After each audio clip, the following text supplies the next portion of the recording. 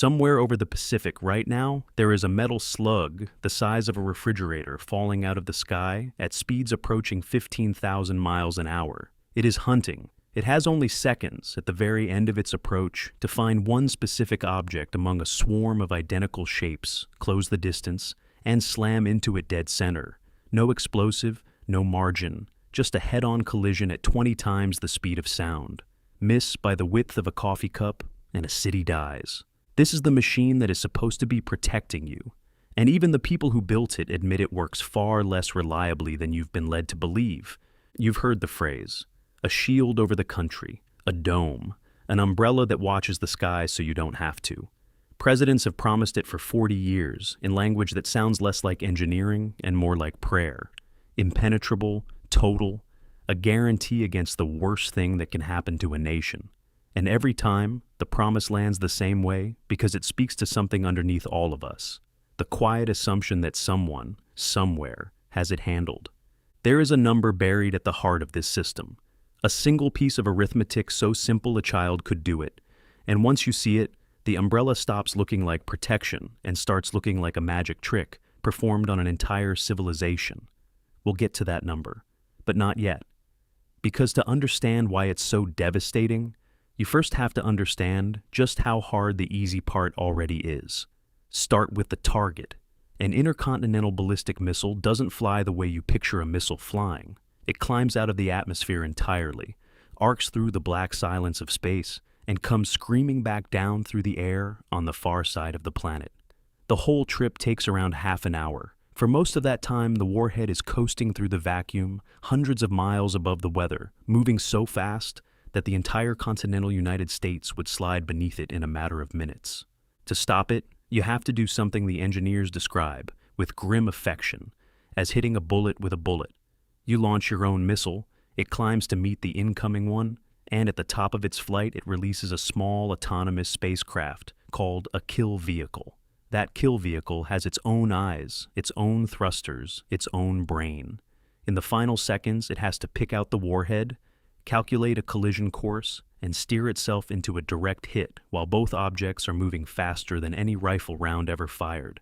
There is no warhead on the interceptor.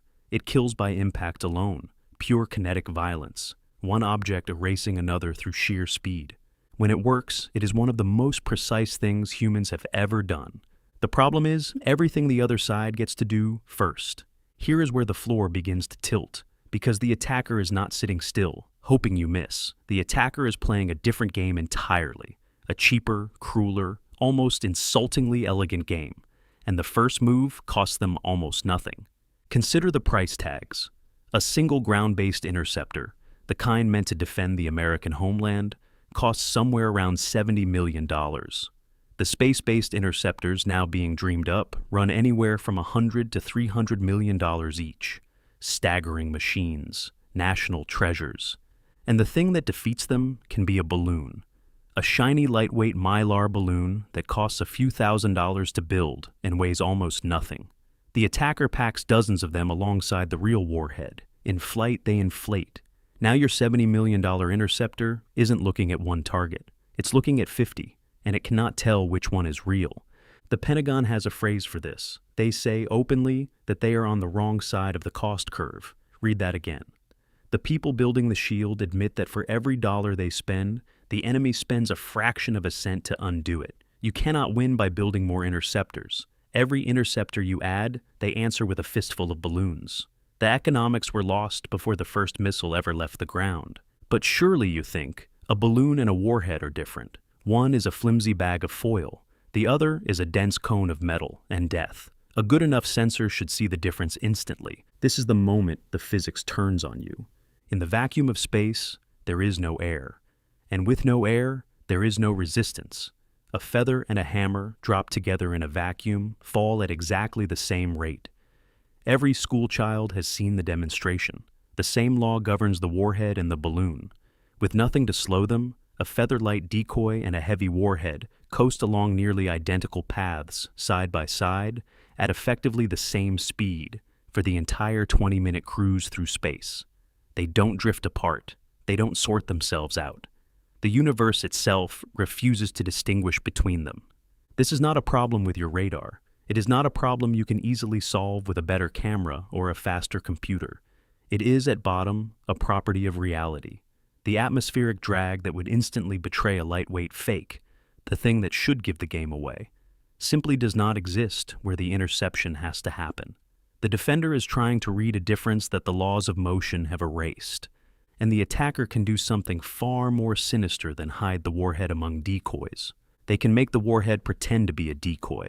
The technique is called anti-simulation, and barely anyone outside missile defense circles has ever heard of it. The obvious approach, building fake warheads convincing enough to fool a sensor, is actually hard. So the clever ones invert the entire problem. Instead of dressing up the decoys to look like the warhead, they dress up the warhead to look like a decoy. They wrap the real weapon inside a balloon, identical to the empty ones surrounding it. Now, every object in the cloud looks like junk. You are no longer hunting for a needle in a haystack. You are staring at a haystack that has been built, deliberately, entirely out of needles. The defender's only hope is to find some flicker of difference, a trace of heat maybe, because the real warhead carries the warmth of its own machinery. Infrared sensors are tuned to catch exactly that telltale glow, so the attacker puts the warhead inside a chilled shroud, a cooled shell, held near 100 degrees below zero, designed to suppress its heat signature just long enough to fool an infrared sensor. The eyes that were supposed to pick out the warm killer in the crowd go dark for the precise window when seeing matters most, long enough for the warhead to slip past, drop back into the atmosphere, and begin its final dive. By the time the air strips the disguise away and reveals the truth, there are only seconds left, and the warhead is already plunging toward the ground faster than thought. Every move the defender makes, the attacker has a cheaper, simpler counter. And remember, we still haven't reached the number. We're still describing the part that's supposed to be possible. So how good is the system really when it gets to fight on its own terms? Here is the part that should make your stomach drop. When the United States tests its homeland missile defense, the tests are not fair fights. The defenders know when the target is coming. They know roughly where it will be. They know what it looks like. The realistic decoys, the cold shrouds, the swarms of balloons, most of that is left out because including it would be too hard. The Pentagon's own former chief of weapons testing put it bluntly. The tests are scripted for success, and they still fail. The system designed to protect the entire American homeland has hit its target in a little over half of its scripted attempts, barely better than a coin flip against a problem that has been stripped of nearly everything that makes the real thing impossible. 3 misses in the last 6 tries. These are the conditions where everything is rigged in the defender's favor. The rehearsal where the defender has read the script in advance, and even then the slug misses the bullet about as often as not. Now hold that thought, because the instinct you're having right now is the wrong one. Your instinct is, fine, if one interceptor only works half the time, fire 4 of them. Fire 10. Stack the odds. 2 coins, 3 coins, surely something gets through. It's a comforting idea. It's also a trap, because that math only works if each interceptor can fail on its own, for its own reasons, independently. But these machines roll off the same production lines, run the same software, carry the same components. And once, an entire generation of American interceptors was found to share a single flaw, a battery problem buried deep in the design. A flaw like that doesn't take down one interceptor. It can take down the entire fleet at once, in the same way, the moment the conditions finally trigger it. Engineers call it a common mode failure, and it means your wall of redundancy can collapse all at once, like a row of identical locks that all turn to the same key. Firing more interceptors doesn't always buy you more safety. Sometimes it just buys you more witnesses to the same failure. By now, a question should be forming. If catching the warhead in space is this hopeless, this rigged against the defender, why not catch the missile earlier? Why wait until it's surrounded by a cloud of decoys, screaming through the vacuum? Why not kill it right at the start? You've found the one good answer, and it's also the cruelest joke in the entire field. There is a window, early in the flight, when the missile is everything you'd want a target to be. It's still in one piece, engines burning, climbing slowly off the launch pad, no decoys deployed yet, no cloud of fakes, nothing to hide behind. Worse for the attacker, it's blazingly bright. A rocket under full power is a torch you could see from space. For those few minutes, They call it the boost phase. The missile is naked, slow, and screaming its location to anyone watching. It's the perfect moment to strike, and you almost never get to use it, because that window lasts only a handful of minutes, and it happens directly over the enemy's own territory, deep inside their borders. To hit a missile in those first vulnerable moments, your weapon has to already be there, right on top of the launch site, at the exact instant of ignition, ready to fire. You can't fly something halfway around the world in 3 minutes. Whatever is going to make the kill has to be waiting overhead before the enemy has even decided to launch. Which is why the dreamers keep coming back to the same fantasy. Put the interceptors in space, thousands of them, orbiting, blanketing the planet, ready to dive on any missile the moment it lights up.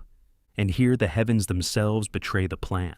Satellites do not hover. They cannot hang motionless over a hostile launch site, waiting patiently for years. They orbit. They race around the entire planet at thousands of miles an hour, and any single satellite spends the overwhelming majority of its life somewhere else, on the far side of the world, useless, staring down at empty ocean or the wrong continent entirely. To guarantee that even one interceptor is overhead at the right place at the right second, you don't need dozens. You need thousands, just so that the law of averages keeps one in position at all times, while the rest sweep uselessly around the globe. Defense analysts call it the absentee ratio. Most of your fleet is always absent, always somewhere it can't help. The numbers this forces are almost comic. Serious estimates for a real space-based shield center on something like 7,800 interceptors in orbit.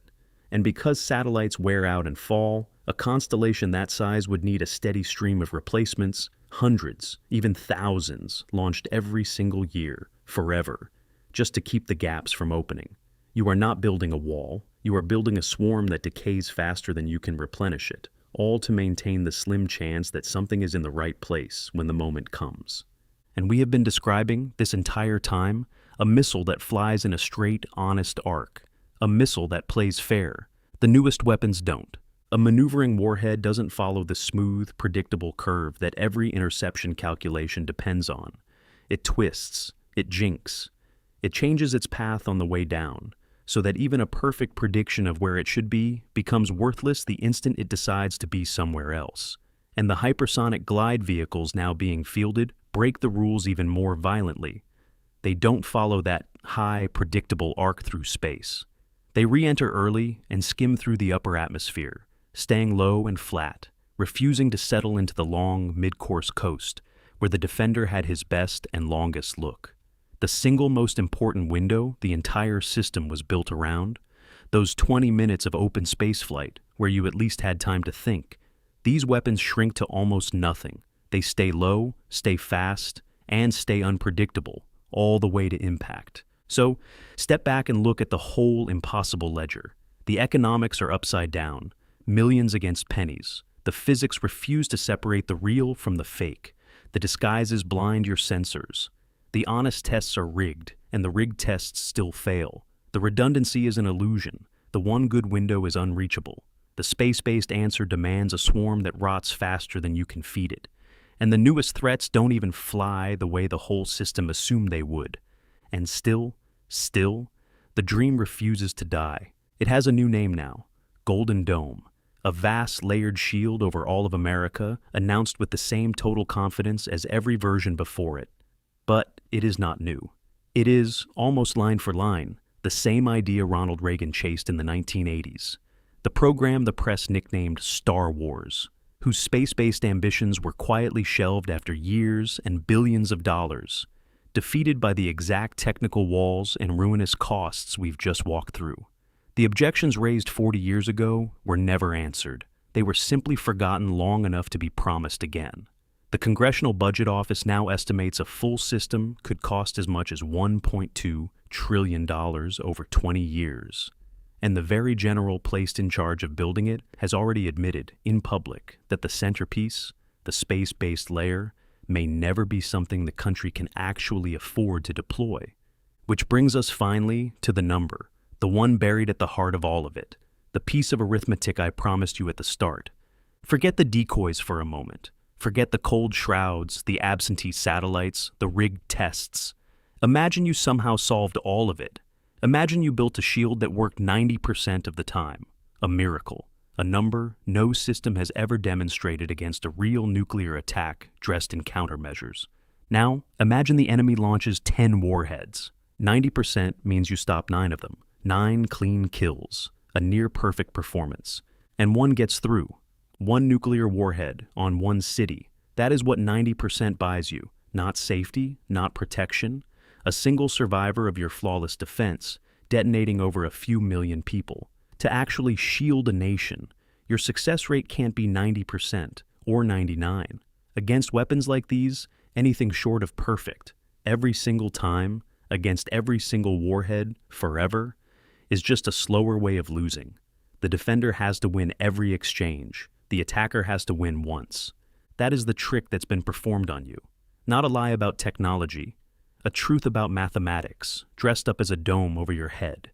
The shield failure wasn't because the engineers weren't clever enough. It was going to fail because the arithmetic was decided before anyone picked up a wrench. And no amount of money, no swarm of satellites, no trillion-dollar promise can change what happens when you multiply a number just slightly less than 1 by itself, over and over, until a city is gone.